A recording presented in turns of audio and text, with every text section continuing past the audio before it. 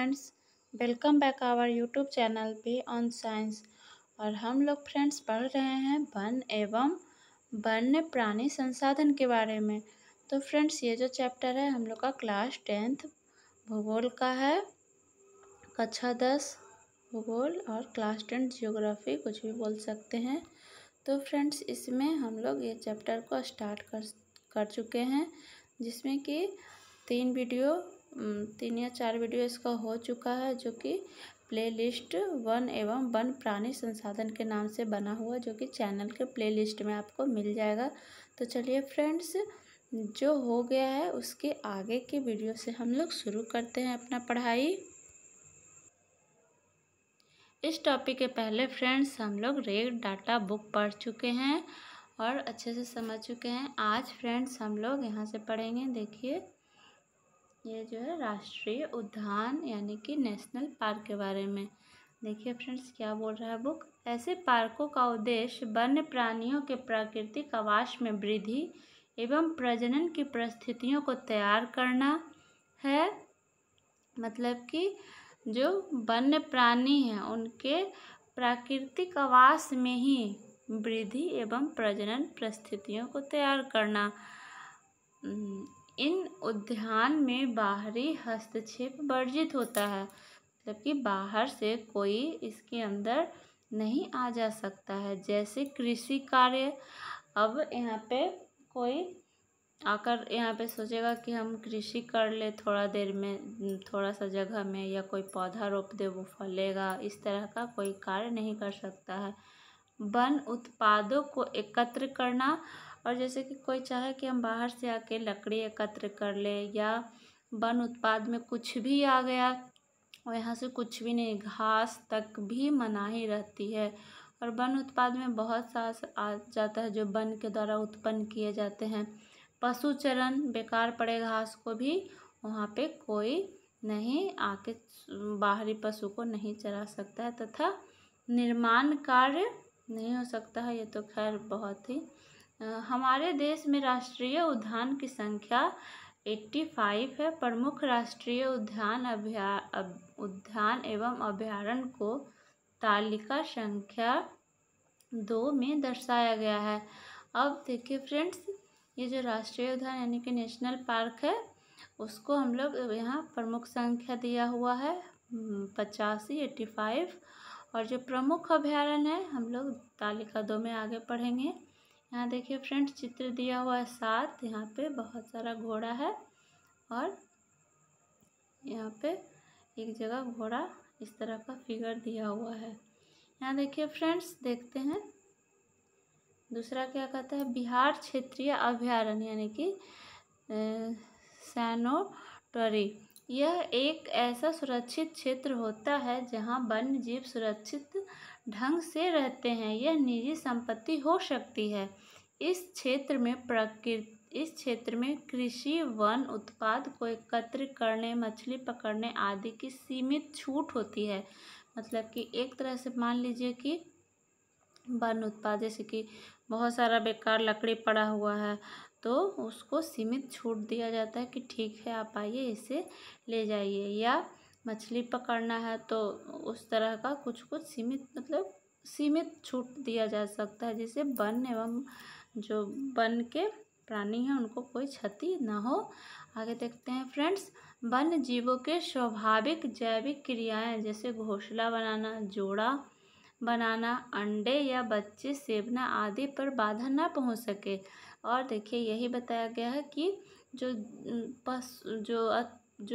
अंदर में जो जीव हैं, जो पशु हैं, वन्य प्राणी हैं, उनके जैविक क्रिया पे या उनके जो स्वाभाविक क्रिया हैं उन पे कोई असर ना पड़े। इस तरह से मालिकाना अधिकार को बाधा न पहुंचने पर मालिकाना अधिकार को सीमित किया जा सकता है। भारत में इसकी संख्या 484 है। बिहार में बेगूसराय का कांवर झील और दरभंगा कुशेश्वर इसके लिए चिन्हित किया गया है। नेक्स्ट देखते हैं फ्रेंड्स। जैव मंडल यानी कि इसका अंग्रेजी हो जाएगा बायोस्फीयर रिजर्व्स। यह वह क्षेत्र है जहाँ प्राथमिकता के आधार पर जैव विविधता के संरक्षण के कार्यक्रम चलाए जाते हैं।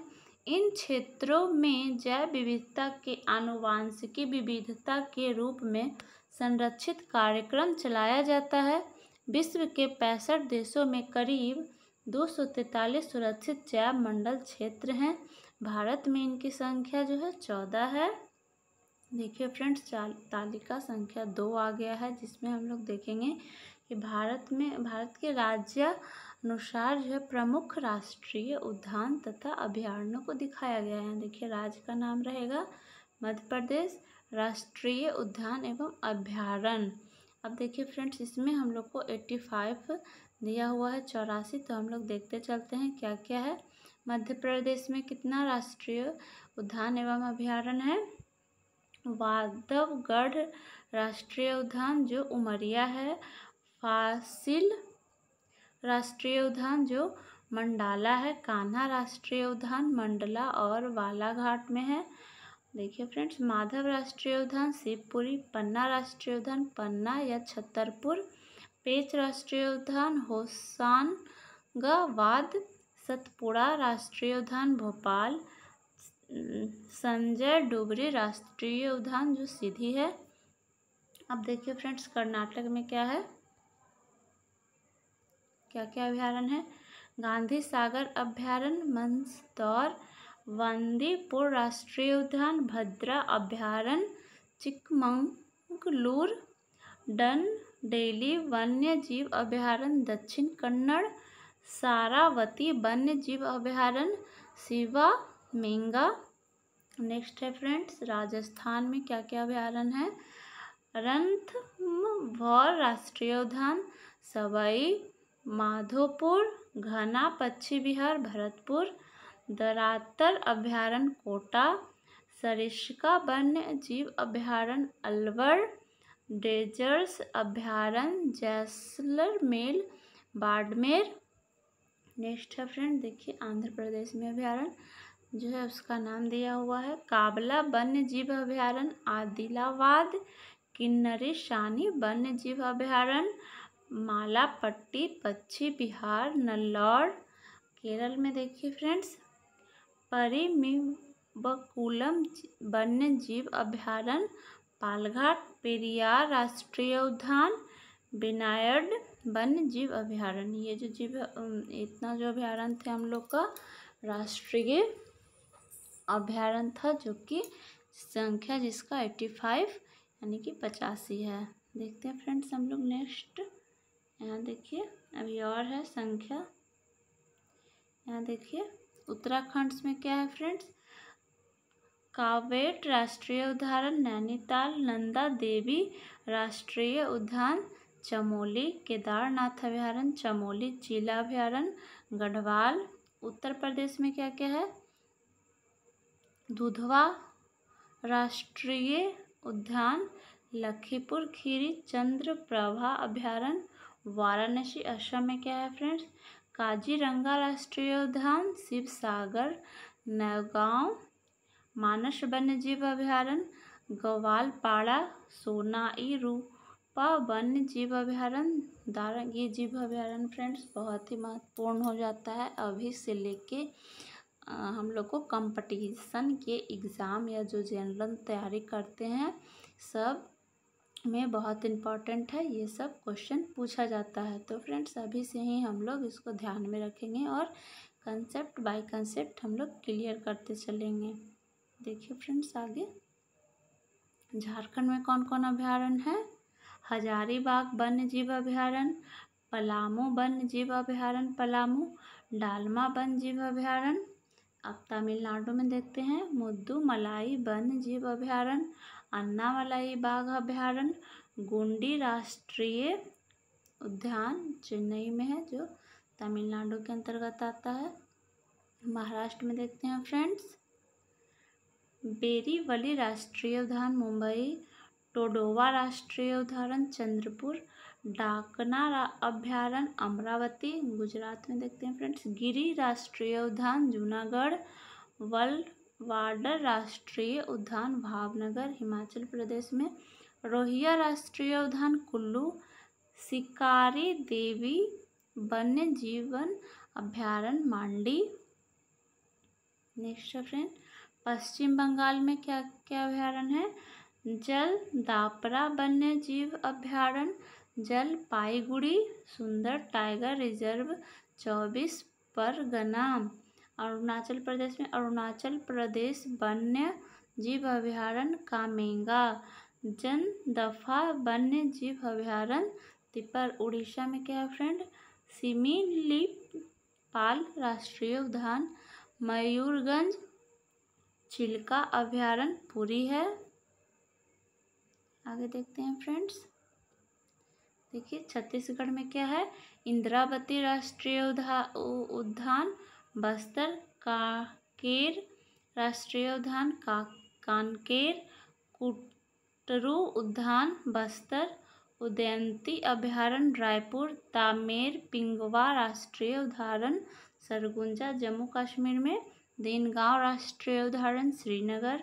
सिक्किम में देखिए फ्रेंड्स, कंचनजंगा राष्ट्रीय उद्यान मिजोरम में, डाम्पा वन्य जीव अभ्यारण्य आइजोल।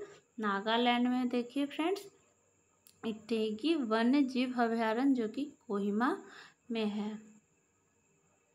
देखिए फ्रेंड्स, मैप दिया हुआ है, 1 2 करके लिखा हुआ है यहाँ पर, देखिए सब यहाँ पे चिन्हित किया गया है फ्रेंड्स। देखिए नंदा देवी यहाँ दिया हुआ है, मोकरेका मानस किवू साइकोवा, देहांग वेगांग सुंदरवन, मनार की खाड़ी नीलगिरी गेट निकोबार, सिमलीपाल कंचनजंगा, पंचमढ़ी अस्थाई मलाई, और क्या दिया हुआ? अचानक कमार अमरकंटक।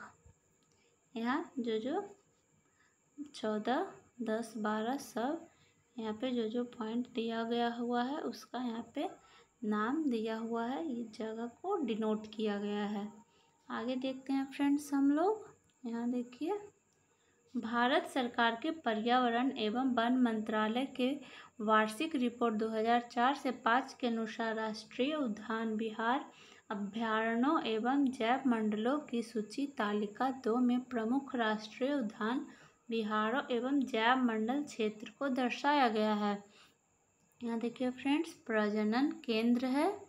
यहाँ देखिए प्रतिकूल परिस्थितियों में जीवों के प्रजनन दर में कमी आ जाती है। प्रतिकूल परिस्थिति मतलब कि जैसे कि एक ऐसा तापमान है जहाँ पे हम लोग न ठंडा है न गर्मी है, अच्छा लग रहा है, और अनुकूल स्थिति में मतलब कि खाना जैसे कि पशु चरण, मौसम, पानी सब अवेलेबल मात्रा में है, मतलब वन्य एवं वन्य जीव को कोई परेशानी या नुकसानी नहीं हो रहा, तो वो अनुकूल स्थिति है। और ठीक इसके विपरीत ऐसा परिस्थिति नहीं है तो वो प्रतिकूल स्थिति है, जिसमें वन्य जीव को दिक्कत आ रही है, प्रॉब्लम आ रही है, उनको संकट मतलब कुछ प्रॉब्लम फील हो रहा है, तो वो उनके लिए वो प्रतिकूल स्थिति होता है, जिसमें जीव के प्रजनन दर में कमी आती है। ऐसी कई परिस्थितियां हैं जिनकी प्रजनन दर में कम होने के कारण संकटग्रस्त सूची में शामिल है। अब उनका प्रजनन नहीं हो पाएगा तो वो धीरे धीरे उनकी जाति कम होने लगी होगी और वो विलुप्त होने लगेंगे, तो वो धीरे धीरे संकटग्रस्त की सूची में शामिल। ये संकटग्रस्त सूची हम लोग को कहाँ मिलेगा फ्रेंड्स? रेड डाटा बुक में शामिल है। इसीलिए जीवों हैं के लिए प्रजनन केंद्र की सुविधा विकसित होनी चाहिए। हमारे देश में मध्य प्रदेश में पर्यावरण परिवर्तन के कारण घड़ियालों यानी कि जो एलिगेटर होता है और एक क्रोकोडाइल मगरमच्छ होता है, तो यहाँ एलिगेटर घड़ियाल के बारे में बोला गया है कि संख्या में भारी कमी हो गई है, इसीलिए इनके संरक्षण के लिए मुरैना मध्य प्रदेश में एक घड़ियाल प्रजनन केंद्र स्थापित किया है। इसी प्रकार उड़ीसा के नंदनकानन में उजले बाघ जो होता है व्हाइट टाइगर का प्रजनन केंद्र स्थापित किया गया है। देखिए फ्रेंड्स, नेक्स्ट है शिकार पर रोक। वन्य प्राणियों के ह्रास का एक प्रमुख कारण इनका शिकार और इन्हें विभिन्न उद्देश्यों के लिए फंसाना है। अब हम लोग शिकार करके वन प्राणियों को फंसा लेंगे या पकड़ कर शिकारी उसको मार देगा तो उसका तो धीरे धीरे संख्या कमेगा और इसका आर्थिक महत्व होने के कारण इनका दोहन होता है। जैसे शिकार करके बाघ या चीता के खाल को बेच दिया जाता है तो उससे जो शिकारी है उसको पैसा मिलता है, लेकिन यहाँ पे हम लोग का तो पर्यावरण का बहुत नुकसान हो रहा है और वो प्राणी धीरे धीरे विलुप्त है। जैसे कि देखिए डायनासोर विलुप्त हो चुका है, तो अगर डायनासोर अभी जीवित रहता तो हम लोग सही में उसको देख पाते, लेकिन अभी वो पृथ्वी पर नहीं है तो हम लोग देख नहीं। इसके अलावे उससे पर्यावरण को बहुत नुकसान है और कोई भी जीव है तो उसका अस्तित्व है और उसका कोई ना कोई कार्य है। कोई चींटी भी है फ्रेंड्स, तो उसका हम लोग को लगता है चींटी है, लेकिन उसका भी कार्य है, वो छोटे छोटे पर्यावरण को साफ और स्वच्छ रखती है। कभी देखिएगा घर में ही कि अगर एक मच्छर भी मर गया है तो उसको वो 3-4 चींटी देखिएगा लेके उसको धीरे धीरे लेके जाता है और वो उसको कहीं पे धीरे धीरे करके उसको खा जाता है। तो क्या होता है, चींटी एक तरह से पर्यावरण यानी कि इन्वायरमेंट का पारिस्थितिकी तंत्र जो है उसको सफाई करता है और बहुत महत्वपूर्ण भूमिका निभाता है। तो कोई भी जीव है फ्रेंड्स उसका अपना एक अलग महत्व है। तो देखते हैं फ्रेंड्स हम लोग यहाँ अपना टॉपिक पर देखते हैं। इसका आर्थिक महत्व होने के कारण मतलब कि जो वन्य प्राणी है उससे आर्थिक महत्व होता है कुछ ना कुछ, इसके कारण इसका दोहन होता है।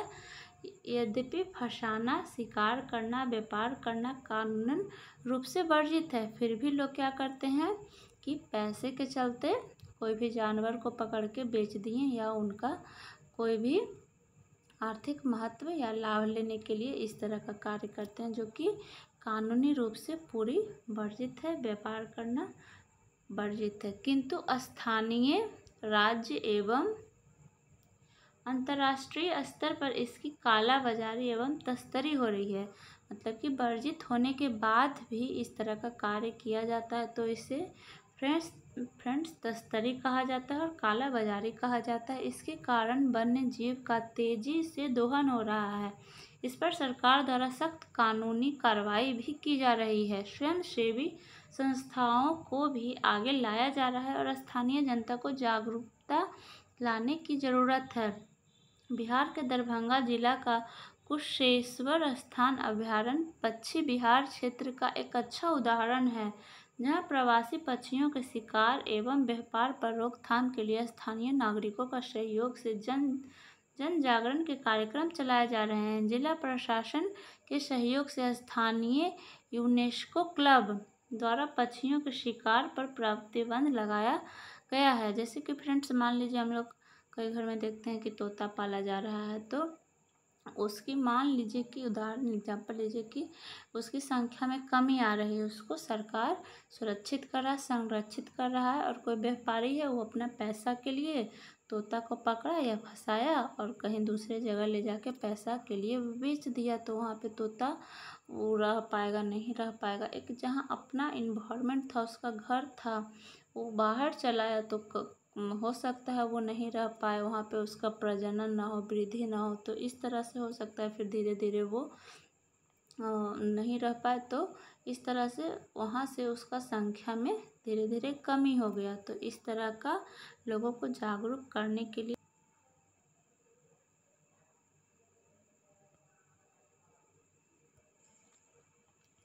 आगे है।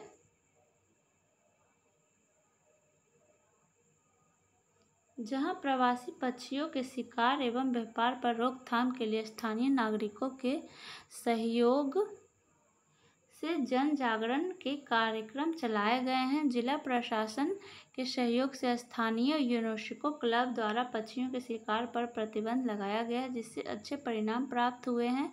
जिला प्रशासन द्वारा इसके लिए यहाँ एक वॉच टावर का निर्माण कराया गया है। आगे देखते हैं फ्रेंड्स, जो कॉलम में दिया हुआ है जैव अपहरण क्या है। देखिए फ्रेंड्स, प्रकृति जनित तथा करोड़ों वर्षों के विकास की क्रिया में स्थापित आनुवंशिक गुणों में हेराफेरी को जैव अपहरण यानी कि बायोप्रैक्सी कहते हैं। देखिए फ्रेंड्स, यहाँ पे हम लोग देख लेते हैं जैव अपहरण की समस्या यानी कि बायो प्राइवेसी प्रॉब्लम।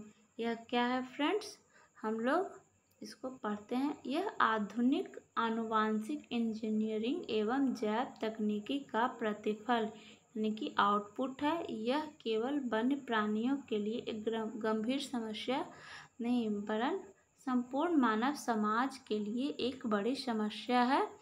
ये फ्रेंड्स जो है टॉपिक है बायोलॉजी से रिलेटेड है, जो कि हम लोग अगर आगे नेक्स्ट जाके कोई भी स्टूडेंट बायोलॉजी 11-12 में पढ़ता है तो इसका डिटेल जानकारी मिलेगा। और ये चैप्टर ही पूरा बायोलॉजी से मिलता जुलता है, बायोलॉजी से रिलेटेड है।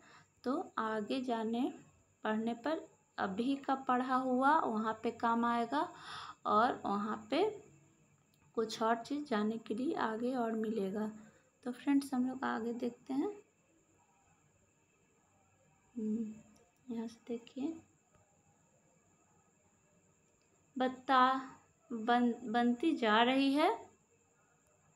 देखिए विभिन्न प्रकार के जीवों वनस्पतियों के आनुवांशिक गुणों का पता लगाकर दूसरे जीवों में एवं पौधे में प्रत्यारोपण के द्वारा अन्य प्रकार के जीव एवं पौधा विकसित किया जाता है।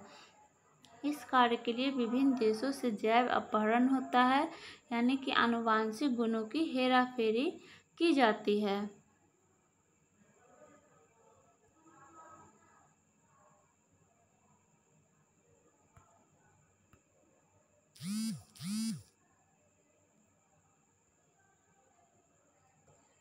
एक एग्जाम्पल बताते चले फ्रेंड्स कि आनुवांशिक गुणों का हेराफेरी क्या है। जैसे कि फ्रेंड्स मान लीजिए कि अभी एक करेला फल रहा है जिसका साइज छोटा है, और एक करेला कहीं और मान लीजिए कि अमेरिका में फल रहा है, उसका साइज काफ़ी लंबा या बड़ा आ रहा है। कद्दू ही मान लीजिए, कुछ भी मान लीजिए।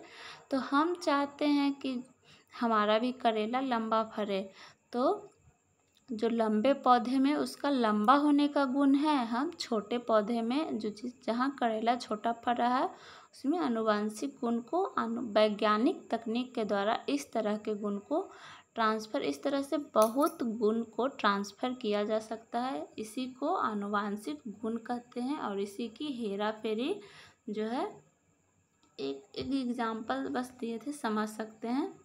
देखिए यहाँ पे पढ़ते हैं फ्रेंड्स, विकासशील देशों की जैव संपदा का विकास देशों द्वारा अपनाई गई है। बायो प्राइवेसी के कई उदाहरण देखने में आए हैं। उपयोगी जर्मप्लाज की पहचान तथा उसमें आवश्यक परिवर्तन एवं प्रतिस्थापन कर ऐसा संभव है। अमेरिका में उगाए जाने वाले धान की एक प्रजाति जर्मप्लाज भारत के बासमती जर्मप्लाज के समान है। एक एग्जाम्पल यहाँ अमेरिका का दिया गया है। देखिए फ्रेंड्स आगे देखते हैं। धान का उदाहरण दिया गया है। पश्चिमी अमेरिका में पाए जाने वाला पांडिपलाडंट ब्राजीएनी ब्रैंजिन नाम का एक पौधा इसी प्रभाव में आ गया। इस पौधे में पाए जाने वाले एक प्रकार के प्रोटीन की मिठास चीनी से 200 गुना अधिक होती है। इसमें कैलोरी भी कम होती है। अमेरिका द्वारा मिठास उत्पन्न करने वाले जीन की पहचान कर ली गई है। इस जीन को मक्का के पौधे में प्रतिस्थापित कर मकई के पौधा से चीनी से भी अधिक मीठा तथा कम कैलोरी वाला जैविक उत्पाद प्राप्त करने की दिशा में शोध किए जा रहे हैं। आप समझ सकते हैं कि गन्ने से चीनी का उत्पादन तथा निर्यात करने वाले देश के लिए यह जैव अपहरण एक प्रकार की चुनौती है। इसके लिए अब कई राष्ट्रों द्वारा कठोर कदम उठाए जा रहे हैं और हॉटस्पॉट चिन्हित कर जैव संपदा पर पाबंदी लगाई जा रही है। प्रकृति से खिलवाड़ फ्रेंड्स कहीं ना कहीं नुकसान भी उठाना पड़ता है, तो इसलिए ऐसा करना कहीं ना कहीं फ़ायदेमंद है तो कहीं ना कहीं उतना नुकसान भी दे जाता है। तो ये भी एक प्रकार का चोरी है, तो इस पे कानून नियम बनाए जा रहे हैं फ्रेंड्स। आज देखिए हम लोग का वीडियो यहीं तक रहने देते क्योंकि काफ़ी लंबा हो रहा है और ये हमको इतना इंटरेस्टिंग लग रहा है कि लग रहा है इसको बहुत एक्सप्लेन करें। तो फ्रेंड्स हम लोग मिलते हैं अगले वीडियो में। आज का वीडियो यहीं तक। पसंद आए फ्रेंड्स तो लाइक शेयर सब्सक्राइब ज़रूर करें। Thanks for watching.